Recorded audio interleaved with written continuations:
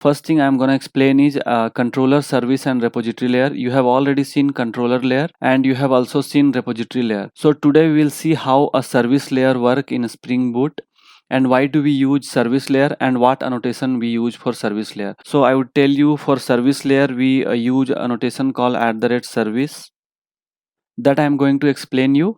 And in this video I'm going to take new example. In previous videos I have been taking example of customer class, but in this video I'm going to take example of product class. So basically slowly I am moving towards developing an e-commerce website or e-commerce backend application. We have already created this entity class, and now since we are following that DTO pattern that we will use to transfer our object over network, so I'll create one DTO class as well with the same attributes that we have in this entity class. I'll copy it, and now let me create one class in DTO that class I'll name as product DTO. Product DTO, and I will create all the variables into this. So basically we do not need these annotations. This is just a simple class. So both getter and setters are ready now. Now in controller layer, in product controller, we will create our APIs. So first API I will create is to store my product. So I'll write a post service product DTO class, basically product DTO, and now we will create product entity here, and that will pass to database, that will pass to repository layer to save it. But instead of doing all these operation here, let me show you my controller. So I have done lot of operation here in controller class, but in best practice of coding we do not do these operation here, but we do these all logical operation or all business logics in different layer, and that is what we have service layer. So I will just write a class here, and that I will name it as product service.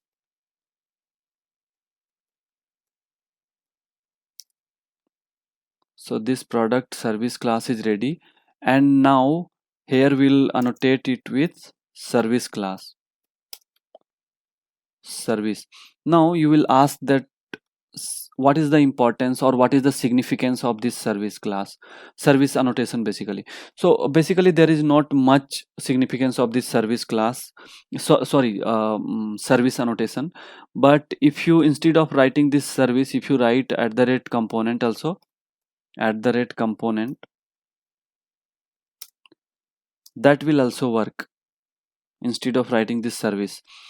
But why do we write service here? Just to separate it from another different components, and to identify this class as a service layer. So this is just basically a convention. There is not a compulsion that you have to write a service itself here. And this might be your interview question, that what if we don't write this service annotation, and if we simply write @component annotation, would my class work in the same way? Yes, definitely your class would work in the same way. So we have our product service class ready, and now come to product controller class. So this annotation is basically used to inject our dependency. I know that you won't understand this injecting dependency simply, so I would explain in this way, that if you have any method, suppose in this service class, product service class, if I have any method, and this method if I want to call in our this product controller class, then this annotation would help.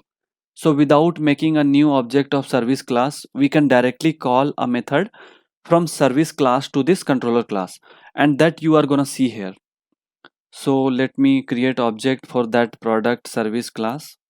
So our class is ready, and now I'll call a method save product, and I will pass this product DTO here. But we have not created this method, so this is giving error warning. So there is options coming as create method save product in product service class. So I'll click on there, and I'll this will auto create my method. But we don't have to return null here. Basically we have to use repository class to save our product here, but we have not created repository. So before proceeding further, let me create product repository here. So you can see this customer repository, how this is there already, and I have marked this repository annotation. Similarly we will be creating a product repository. So repository is interface, so I'll create add. I'll name it as product repo. This should be fine. Now this will extends JPA repository, and here we have to pass our class, and product entity is our class, and in id I will simply pass long because we have kept our id as long. So now our product repository is ready, but we have not marked it with repository annotation. So let us mark. Now you come to this product service class, and here you have to call the method to save your product. Now here I'll construct my actual entity class using this DTO class. Product entity equal to new product entity. Now I'll set all the parameters. Dot set.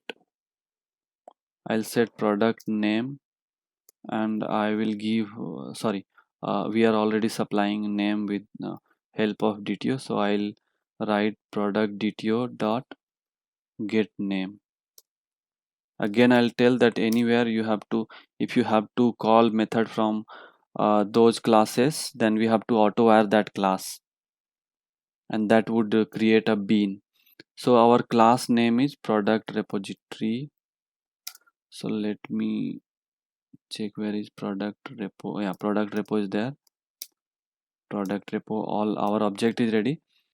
Now I'll use this object to save our data. Dot save method will call from repository class, and here we'll pass our product entity class.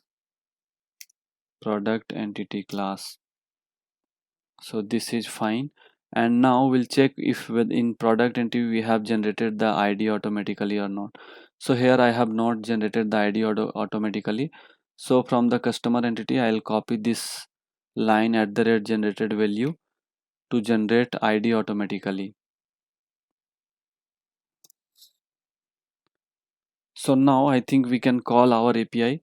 Before calling my API, what I would do, I would write one more method that would return us our entries that is present. That will write in this product controller itself. Product controller. Let us optimize some spaces here. So basically, I will write at the rate get mapping, and I will write the URL as product.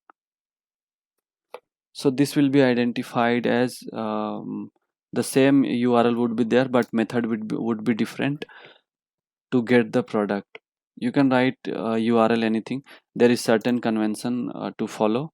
You can check it, or let me tell you briefly that you have to use all small cases.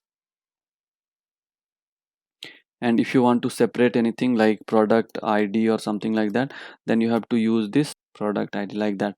But I will just write product because I have to get a single product, and I'll write a method public, and I will return here DTO. because this will go through the network layer.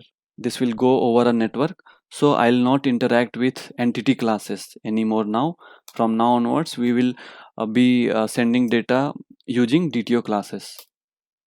So let me write the method product DTO and get product. Here again we'll use this service layer to get our data. You can directly use the repository layer also, but since we are following a pattern, that is service layer repository layer, so we'll call it through this product service dot get product. We are getting only one product, so we'll use one ID here. We can use request parameter as well, so I will use at the rate request parameter, and here I will pass ID, and that I will take as long ID. Basically we'll use this ID to get whatever product we want. So we'll pass this ID here, and now this will return a product DTO. So now we will create this method. So here option is coming to create method. So we have already created method, but why this has created a void in return type? Okay, basically we are not returning here, so now we'll return here, and now we'll change it. Now return type is product DTO. So now we'll use the repository, that is project product repository, to call to get our object dot find by id. Will use find by id. So since this returns optional, so we have to use dot get method.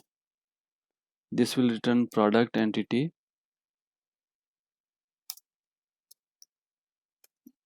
but we want to return a product DTO, so we have to convert this product entity into DTO.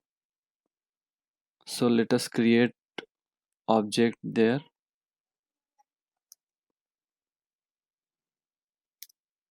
product DTO equal to new product DTO. So now we'll set all the parameters here. Dot set id.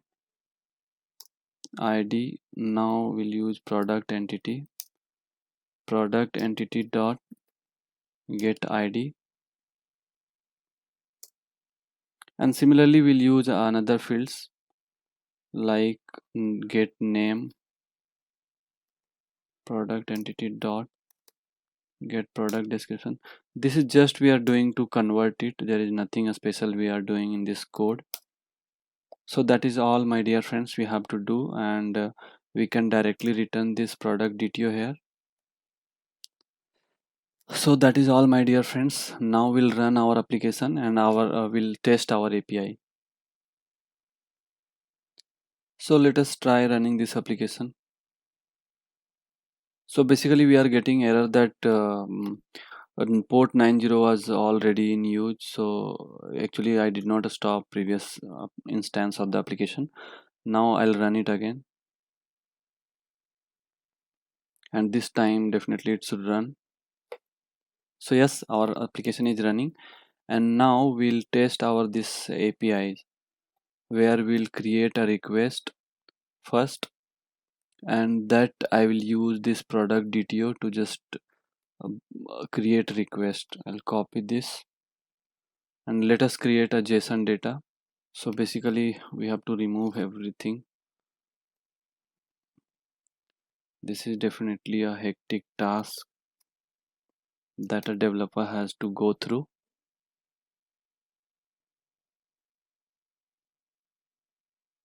So basically we have all the fields ready. A product ID we don't have to supply because it will auto generate. So we have to give product name. You can give any product name. Product price as I will keep it as maybe $1 lakh.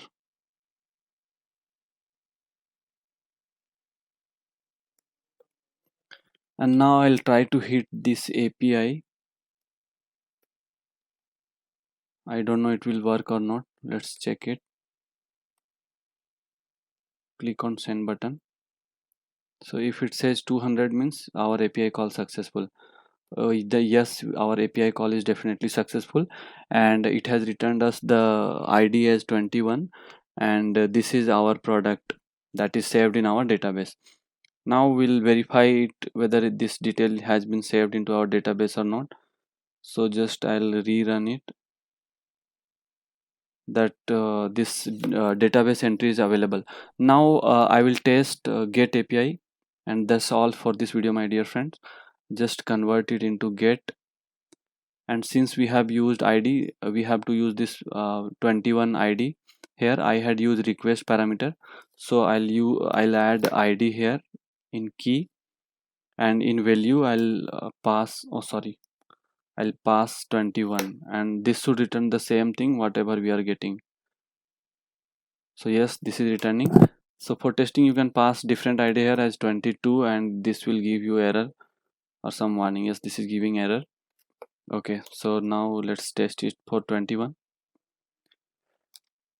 So that was all about this video, my dear friends, and to just summarize it again, we have done these things in this video. First thing is we have learned what is different layers, that is controller, service and repository layer. Controller layer we write our API. Service layer we write our business logic, or any other conversion or anything you can write there, just to keep the controller layer basically neat and less code. And in repository layer definitely we write JPA repository to call our method which is available in JPA repository. And we have also gone through these two annotation, at the red table and at the red column, and we have also seen theoretical explanation of DTO versus DAO versus POJO classes. So that's all for this video, my dear friends. This video got a little longer than as usual, and I'm really sorry about it, but I had to explain a lot of things in this video. Once again, thank you for watching this video, my dear friends. Stay happy and keep learning. See you in another video.